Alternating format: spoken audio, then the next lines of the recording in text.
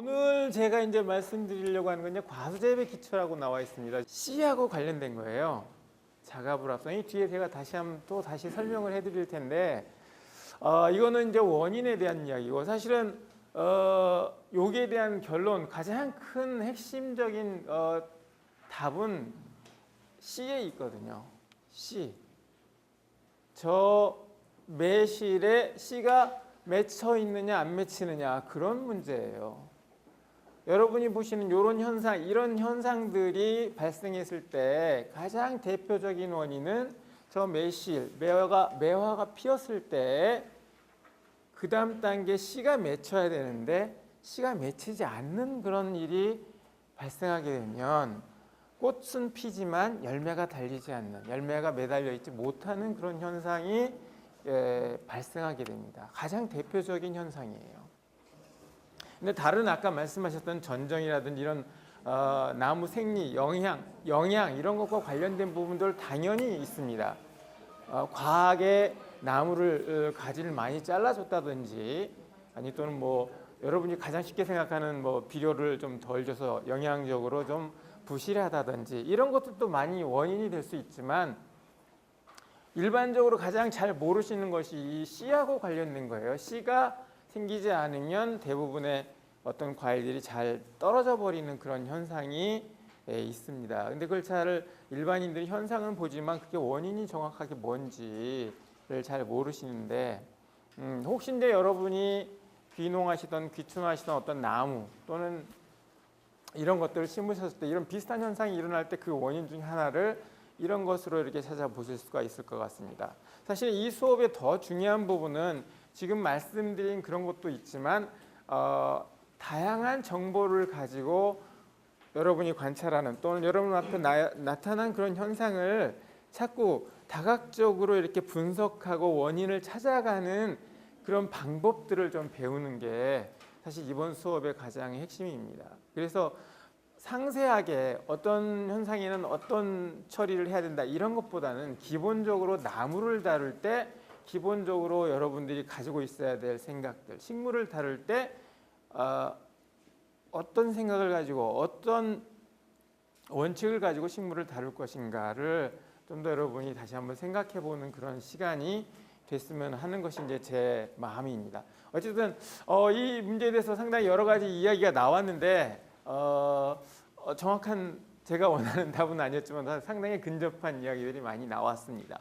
자, 오늘 말씀드릴 내용은 이제 오늘 다루게 될 과수 중에서 내가 과연 어떤 과수들을 선정할 것인가, 어떤 과종을 골라서 내 집 주변 또는 과원을 조성할 것인가에 대한 그런 기본적인 내용하고요. 그 다음에 뭐 과수원을 만들고 심고, 그 다음에 그 나무들을 다루는 가장 기본적인 것들을 순차적으로 제가 소개를 해드릴까 합니다. 자, 이 그림을 한번 보시면, 자, 뭐 잘 보이시겠지만 식물, 나무뿐만이 아니고 여러분이 알고 계시는 채소나 꽃이나 다 마찬가지예요. 여기는 지금 열매를 붙여놨기 때문에 과일을 대상으로 제가 이제 과일에 관련된 이야기를 하다 보니까 과일을 이렇게 해놨습니다. 자, 여기 보시면은 식물들은 전체적으로 이 땅속 있죠. 식물들을 우리가 심었을 때 뭐 화분이어도 마찬가지입니다. 땅 안쪽에서 하는 대표적인 활동, 일이 있습니다. 뭡니까? 뭘까요? 예, 여기 커닝 페이퍼가 이렇게 큼직하게 나와 있잖아요. 가장 대표적인 게 양분과 수분을 갖다가 흡수하는 일을 합니다. 그렇기 때문에 흙은 어떤 기능을 가지고 있어야 될까요? 어떤 기능을 하고 있을까요? 그렇죠. 당연합니다. 양분과 수분을 공급해주는 장소가 바로 흙이겠죠. 흙 속에는 지금 말씀드린 양분, 수분, 즉 물과, 여기서 말하는 양분은 우리들이 이제 가끔 혼동해서 사용하지만 무기양분을 이야기하는 거예요. 여러분 잘 아시는 비료 성분들 있잖아요. 질소, 인산, 칼륨, 마그네슘, 칼슘 이런 무기양분을 이야기하는 겁니다. 그런 양분을 공급해주는 장소가 흙이고 그렇기 때문에 흙이 가지고 있어야 될 대표적인 성질은 그런 양분과 수분을 충분히 가지고 있어야 된다는 거죠. 공급하기 위해서는 일단 가지고 있어야 되니까요. 그렇겠죠.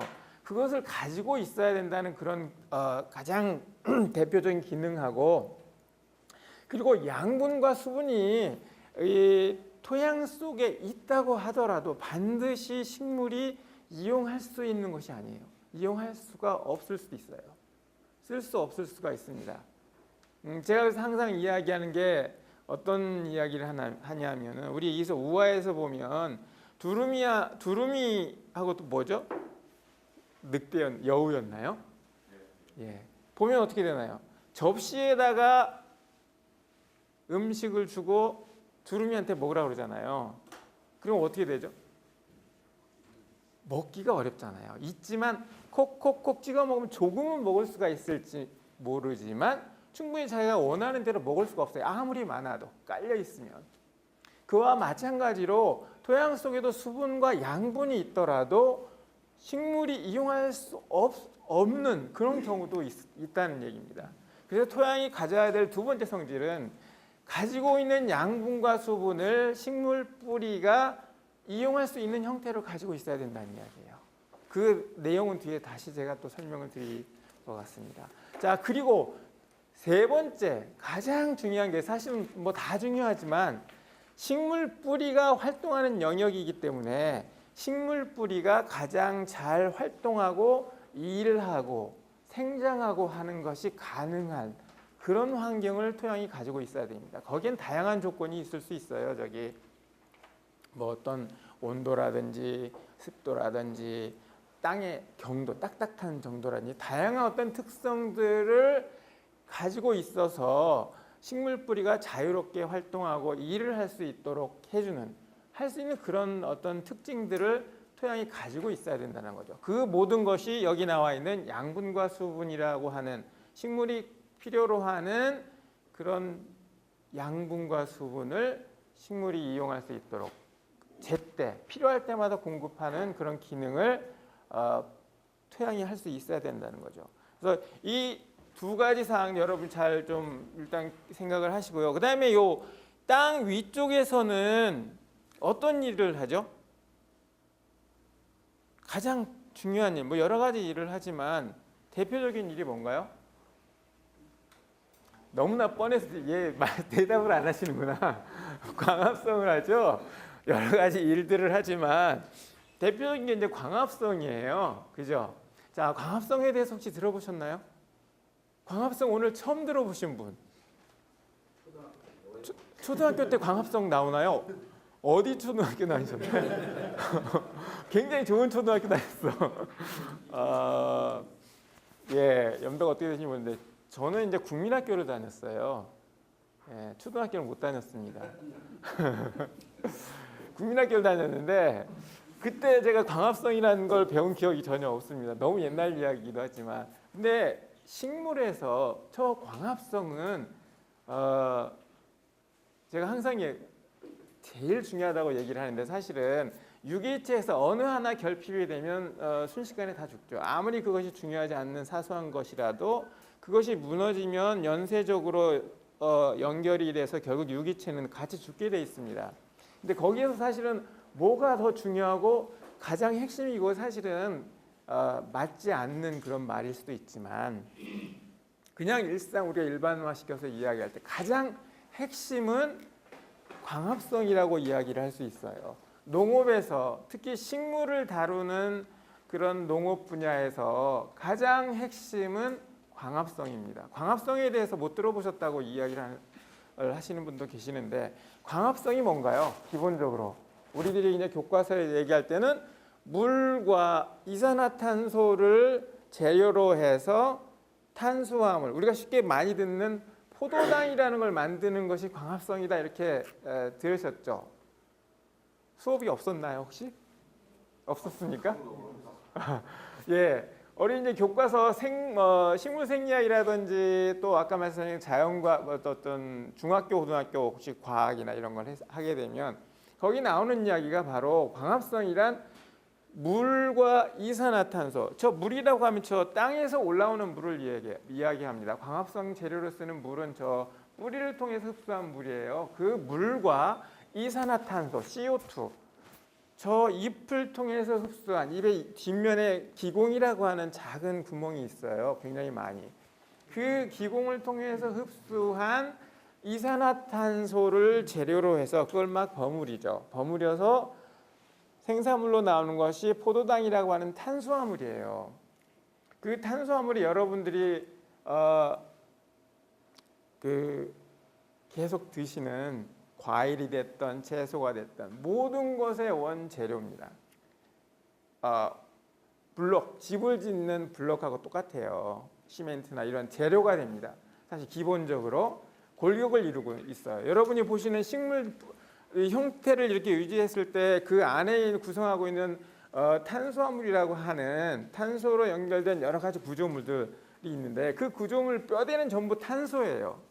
CO2 저기서 만든 광합성을 통해서 만든 그런 재료를 통해서 이제 만들게 돼 있거든요. 그런데 더 중요한 건 뭐냐면요. 더 중요하다고 제가 얘기를 그러면 덜 중요한 게 뭐냐 이렇게 말씀하실 수도 있는데 중요한 건 뭐냐면 그런 골격을 이루는 그 재료로서 광합성 생산물이 이용되지만 제가 다시 한번 더 중요한 건 뭐냐면 그런 재료를 가지고 집을 짓고 또는 여러분이 알고 있는 공장을 움직이려고 할 때 필요한 게 뭡니까? 공장을 돌릴 때 제일 먼저 동력이죠. 전기, 지금은 전기로 대부분의 그 도구들이 돌아가기 때문에 전기가 필요하잖아요. 그 전기에 해당되는 에너지를 공급하는 것도 저기만 나온 탄수화물이라는 구조예요. 그래서 사실은 여기서 이야기한 이 탄수화물이란 제가 빛을 이렇게 태양을 하나 그려놨는데 탄수화물이라고 광합성이라는 것은 다른 식으로 표현을 하면 무엇이냐면요. 이 태양에서 오는 빛이라고 하는 에너지를 여기서 땅에서 올라오는 물하고 공기 중에 있는 CO2를 이용해서 가두는 거예요. 저장을 해요. 그 저장된 형태가 바로 건전지라고 여러분 생각하시면 좋을 것 같아요. 건전지 같은 틀에다가 놓고 그 건전지 외피를 구성하는 것이 바로 물과 CO2예요. 물과 CO2라고 하는 외피 속에다가 태양빛 에너지를 갖다 이렇게 집어넣어서 딱 저장하는 거예요. 저장한다는 얘기죠. 그래서 나중에 어떻게 공장을 돌리기 위해서 전기가 필요하면 거기서 이렇게 꺼내서 쓰게 돼 있다는 이야기입니다. 그래서 에너지를 가지고 있는 그 탄수화물이라는 그 자체로 구조물의 어떤 재료로 쓰기도 하지만 그 재료를 이용해서 뭔가를 만들 때 필요로 하는 에너지를 그걸 풀어서 다시 깨서 그 안에 있는 에너지를 뽑아서 쓴다는 이야기예요. 그래서 두 가지 기능이 있어요. 그래서 구조물 재료가 되기도 하지만 그 뭔가를 일을 할 때 필요로 하는 에너지를 공급해 주는 역할을 한다. 그런 이야기입니다.